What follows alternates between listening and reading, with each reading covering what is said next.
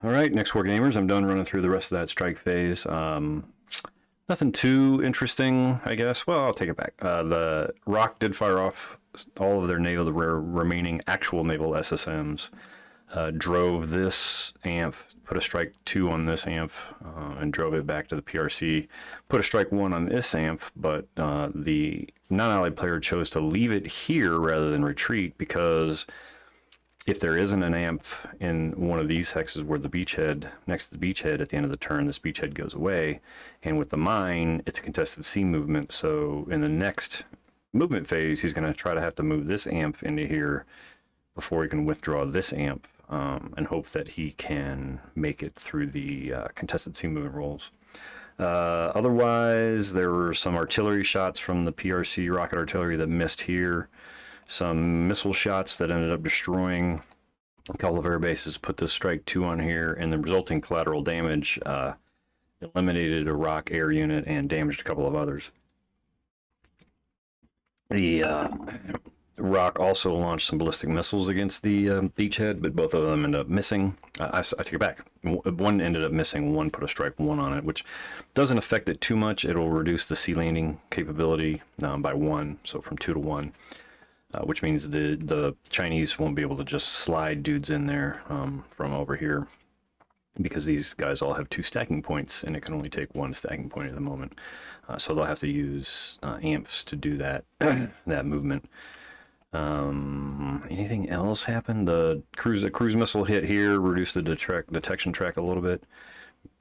Pretty much that was it for the strike phase. So now we moved on to the second supply phase. You can see that here. For the most part, we're just going to stipulate the rock guys are in supply. They're getting supply from urban hexes. You could trace back 6 hexes, or 6 motorized movement points. So that'd be 1, and then 1, 2, 2, and a third to get in. They're fine. This guy, same thing. He can get right back to this urban hex. It's not an issue for those guys. And in addition, there's an HQ here that could have thrown to either of these blue guys, or the blue guys could have traced back to him. I forgot Taiwan itself is an urban hex, so they can draw supply from there. Same situation over here, right? These guys are just drawing directly from Taichung. There's a supply depot here, but it's not really required at the moment. The amphibious troops and the airborne / air mobile troops, they are in supply the turn they drop and or land, so there's no real issue there. Otherwise, they could trace back to the beachhead. So for these guys, since there's no ZOC across the river, they could go 1, 2, 3 and get there, right? And these guys are literally right next to it, so it's not that big of a deal. So supply really isn't an issue at the moment.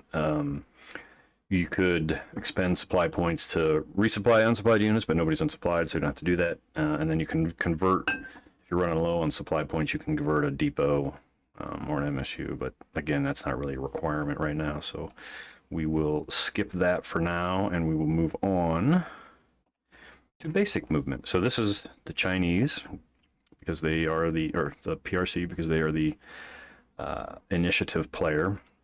So as I described earlier, we're going to do this shimmy shake with the amps. This amp's going to go here, and we'll explain why we're going to go there in a minute, even though the beachhead has a reduction. But that's going to be a contested move because there are mines there.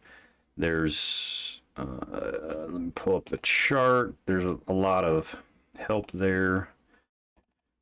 Bear with me a second. Sorry about that. It's the one chart I did not have up already. Yes, it's a chart heavy game, but you know, that's how we have fun, right? So you're going to get, sadly, the SAGs don't count this time because they're busy doing other things. They're not escorting the amp in, right? Air supremacy, though, is a -1. Let's see. Don't control the inshore box. Submarine threat with an ASW only affects allied movement. Mine marker is a +1, so that's a 0. The beach defense value is still 1, as I corrected. So that's another +1. Island land area is enemy controlled. That's a +1. Would be a +1 for the allies, but you don't get a minus for having it. So owning Penghu is just keeping the PRC from having to apply a +1. And I think that's going to be it. So we're net +1. 4, so he makes it, so that's fine, which is good. The question then is, does the other amp want to withdraw because leaving that mine marker area of effect is also a actually we should roll detection on this guy first, or he's going to end up being point detected as well. Leaving a mine area of effect is also a contestancy move, but I think we want to get that amp back and start getting repairs on it, so we'll make that roll. It'd be a +1 6. So here's the dilemma. I could take the move. It'll take a strike 1 and the move completes. So he'd have a strike 2 sitting here. Or I can just sit there with the strike 1 on there, which kind of leaves him vulnerable. It also clogs up some of that AAZ. However, there's going to be a mine clearing roll at the beginning of the next turn. So maybe we just abort the move and stay there for now.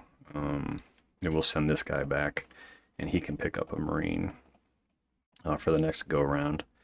And I think that's probably the wisest move for that. We're out of air mobile points. We got no more airborne dudes over here, so we have to decide what we want to do here.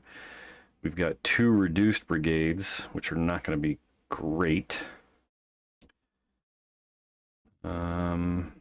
This is going to be interesting. I think what I want to do is pull back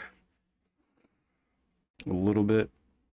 Give a little bit more room there. Actually, no. Let me think about this. I don't want to leave the beachhead completely undefended. On the other hand, I'm not sure how to defend against this.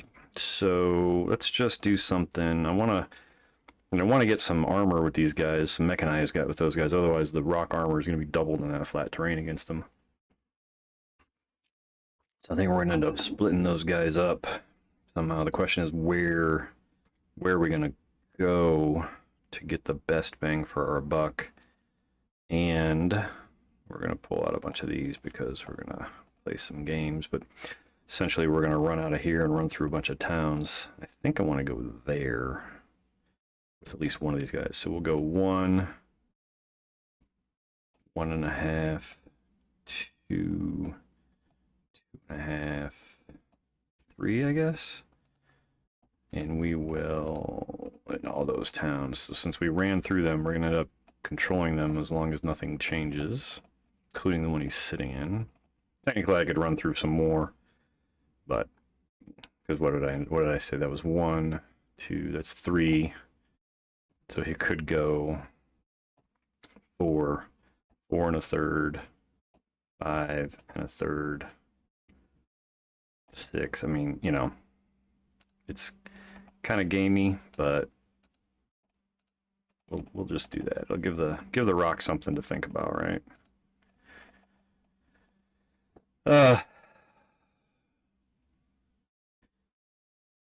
1, 2, 3. Yep. So then this guy here, because there's no Zak, he doesn't have to pay to. No Zak across the river doesn't have to pay to leave. He's going to go 1, 2, 3, 4. So it wasn't so gamey because he moved through there anyway, but he did move through here.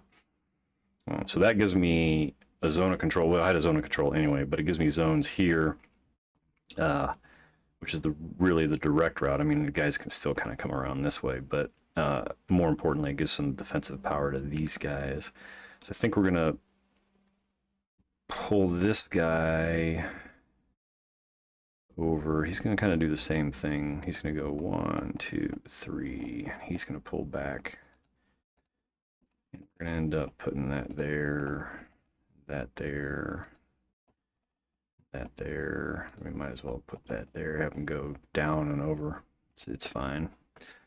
So then we've got to put this guy probably in the middle somewhere. So he's going to go 1, 2, 3. I think we might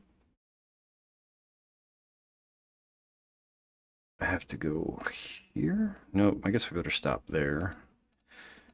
Put a control. It's probably not ideal, but it'll work for now. So you can see I'm very carefully avoiding entering these hexes, and that's because if I enter them, I have to, well, if I don't bypass them, I have to put a clearing marker on there. I could bypass around, not use the road, just pay the underlying terrain cost, which is only one, right? It's flat terrain, and then move through there. But I don't want to get tied up clearing, so we're not going to go there. I really wanted to put a guy here, but I just don't have enough strength yet to go get that port. So we're going to have to see if we can't hold this beachhead, I guess, for now. So the important part for this guy is marine guys on an amp, if they start here, can just straight up unload into a beachhead. It doesn't take up the capacity of the beachhead. That's slightly different than simply doing sea transport from here directly into the beachhead, which would have been a contested sea move anyway. But again, I couldn't do that because the strike marker reduced the landing capacity for that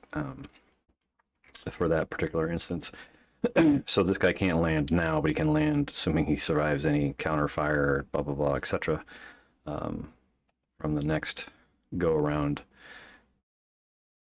He will be able to slide in there in the next movement segment. So I think we're going to do that. We're going to call that, and then advance here. No combat. We skip the green ones because that's on the initiative, combat, and movement phases only. And we'll go to the reaction move, and that will be the next time back on.